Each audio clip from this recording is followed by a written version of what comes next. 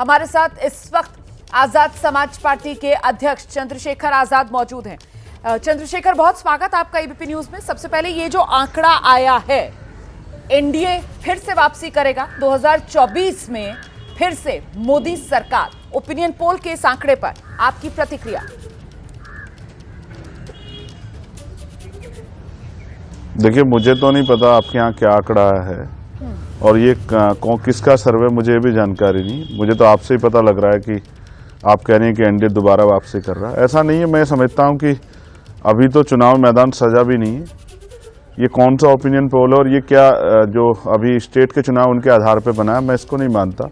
मैं मानता हूं जिस तरह की तैयारियां चल रही है और जिस तरह का विरोध है भाजपा सरकार की नीतियों के कारण, जिस तरह नौजवान हो, किसान हो, महिलाएं हो या आशा आंगनबाड़ी कार्य, जो भी लोग, तमाम लोग जो हैं देश भर में, जो लोग पीड़ित हैं, शोषित वंचित हैं, वो सब लोग परेशान हैं और वो विकल्प चाह रहे हैं। अगर कोई मजबूत विकल्प बनेगा जिसमें सभी की भागीदारी होगी तो मुझे उम्मीद है कि भारतीय जनता पार्टी के दांत इस बार खट्टे होंगे। उनकी सारी तैयारियां और जिस तरह से चुनावी जो है लाभ लेने के लिए उन्होंने तमाम तरह से लोगों के वोट को खरीदने का प्रयास किया, मध्य प्रदेश हो या राजस्थान में भी लुभावने वादे करके, ये एक तरह का जो है लोकतंत्र की हत्या के समान है।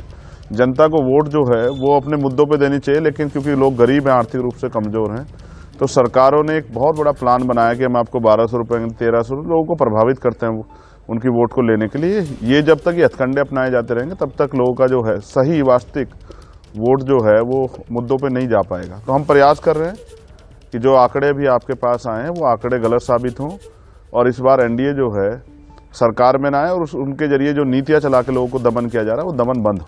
मेरा आपसे अगला सवाल यह है कि आप जिस मजबूत विकल्प के और एक मिले जुले प्रयास की बात कर रहे हैं विपक्ष की तरफ से बीजेपी को सत्ता से हटाने के लिए, तो उसकी एक रूपरेखा उत्तर प्रदेश में इस रूप में सामने आ रही है कि समाजवादी पार्टी और कांग्रेस इंडिया गठबंधन में साथ है।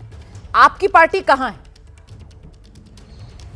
जी देखिए, हमारी पार्टी जमीन पे काम कर रही है। मैं खुद जो है नगीना में गांव-गांव जाके तैयारी कर रहा हूं, क्योंकि अलायंस होने से जीत निश्चित नहीं होती है। चुनाव डिक्लेयर होने से जीत निश्चित नहीं होती। जनता जिस जनता का वोट चाहते हैं उसको जाके उसके मुद्दे सुनने पड़ेंगे, उनकी समस्या जाननी पड़ेगी, उनके दुख सुख में भागीदार बनना पड़ेगा। जिस तरह मैं काम कर रहा हूँ इस तरह से अगर सभी लोग अपनी अपनी फील्ड में जाकर काम करें, और एक सबसे बड़ी समस्या ये होगी है कि बहुत सारी पार्टियों पे बूथ के संगठन तक नहीं अभी तक नहीं है, और जो चुनाव का समय है वो बहुत मिनिमाइज समय है। उस समय में सब कुछ तैयार नहीं हो सकता है। प्रत्याशी बहुत लास्ट टाइम आकर डिक्लेयर करती है।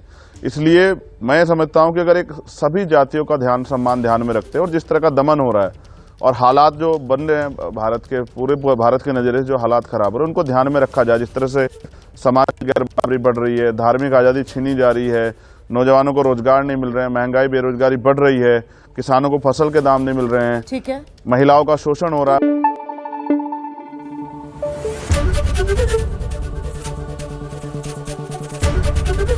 एबीपी न्यूज आपको रखे आगे।